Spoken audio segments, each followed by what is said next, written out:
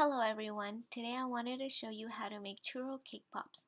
They're easy to make and require no extra decorations. So if you're interested in learning how to make this recipe, then just keep on watching. In a bowl, you want to sift the all-purpose flour, cake flour, baking powder, salt and cinnamon, and you want to set it aside. In a separate bowl, you want to cream the butter and the sugar until it's nice and fluffy.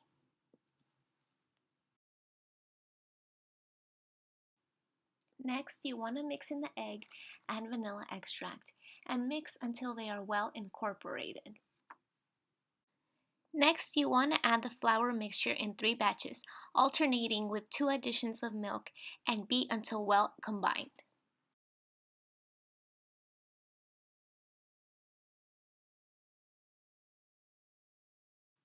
Do not worry, batter will be thick. Next, you want to grease the cake pop pan very well so that the cake pops do not stick to the pan and come out easily.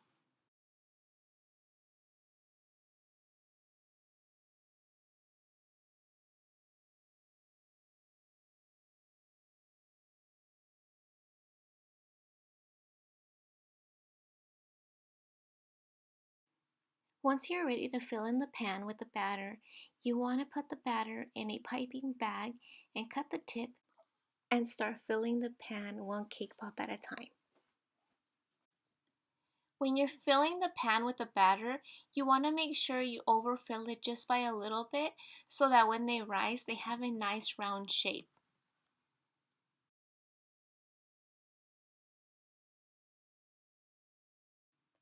Then you want to bake them at 350 degrees for about 18 minutes. For the cinnamon topping, you want to melt the butter in 1 bowl and combine the sugar and cinnamon in another bowl. Once the cake pops have cooled, you want to brush each cake pop with the melted butter and dip each cake pop into the cinnamon and sugar to give it a crunchy topping.